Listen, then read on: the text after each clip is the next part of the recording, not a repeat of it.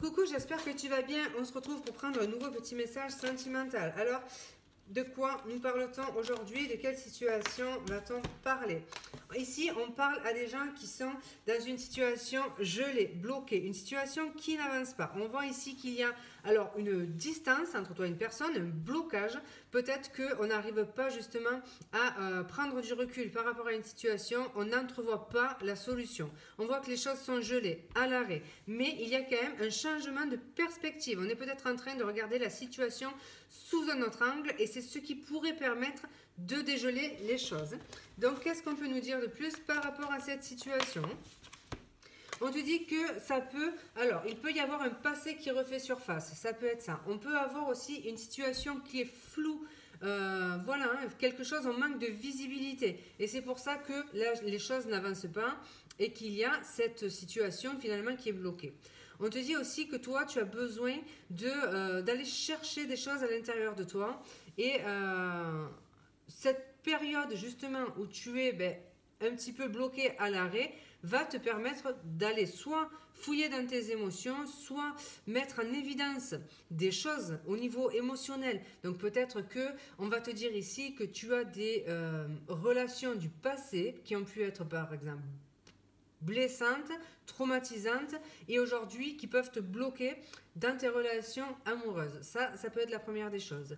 La deuxième des choses, ça peut être que on te dit ici finalement tu es peut-être embrouillé au niveau émotionnel et que les émotions sont peut-être à fleur de peau et ça t'empêche justement de voir la réalité d'une situation ou en tout cas l'issue d'une situation. C'est pour ça que ici ce temps finalement d'arrêt est nécessaire parce qu'il va te permettre justement de voir les choses sous un autre angle et voilà, hein, c'est quand même important et te permettra peut-être de décanter les choses.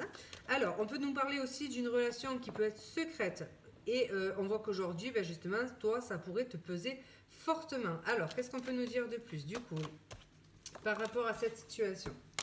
Alors, on nous parle de quelqu'un qui est en train de travailler sur soi. Donc, que ce soit toi ou la personne de ton cœur, il y a du travail à faire justement pour se défaire de blocages émotionnels et pour se défaire de cicatrices du passé qui sont encore actives aujourd'hui.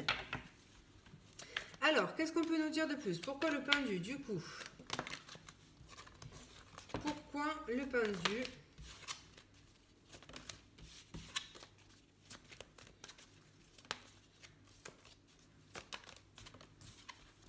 On te dit que c'est peut-être dû à une infidélité. Donc, il se peut qu'il y ait eu une infidélité récente ou dans un passé lointain ou proche, peu importe. Mais c'est quelque chose qui t'a bloqué.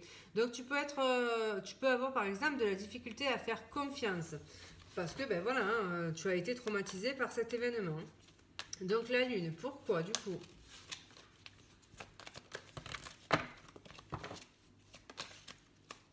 La lune, pourquoi? Alors, pourquoi la lune dans cette situation?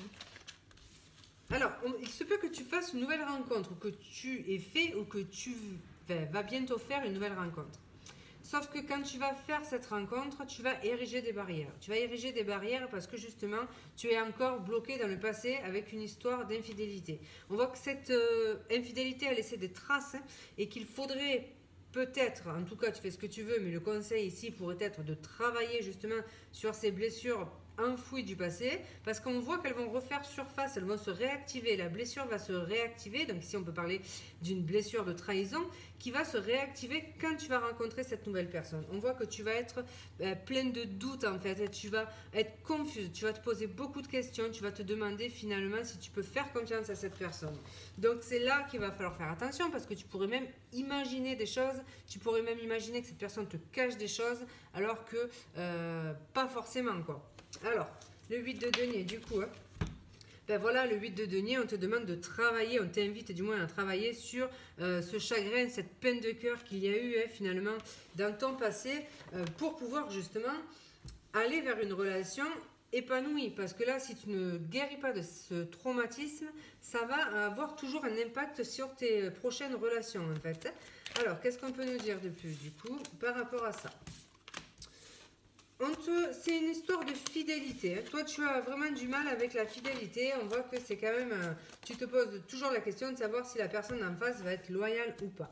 Ici, on te dit que cette personne qui vient à toi est fidèle, justement. Donc, il y a quelqu'un qui arrive et c'est quelqu'un qui est loyal. Tu vas apprendre à connaître cette personne, mais il te faudra peut-être du temps pour te dévoiler, justement, par manque de confiance. Donc voilà, on te dit que ça peut être une rencontre inattendue qui se ferait lors d'un déplacement ou d'un voyage. Et ça te tombe un petit peu sur le coin du nez. Et c'est pour ça que justement cette situation va te stresser. Parce que tu vois, on voit qu'il y a une invitation derrière. Mais toi, c'est vraiment red flag. Tu vas paniquer complet. Et du coup, c'est là que ces blessures du passé vont se réactiver en fait. Donc voilà, le petit conseil qu'on pourrait te donner ici, si tu n'as pas encore fait cette rencontre, c'est d'essayer de travailler avec l'aide d'un thérapeute, par exemple, sur cette blessure de trahison pour pouvoir justement l'assimiler, la digérer et repartir sur de bonnes bases dans tes relations futures.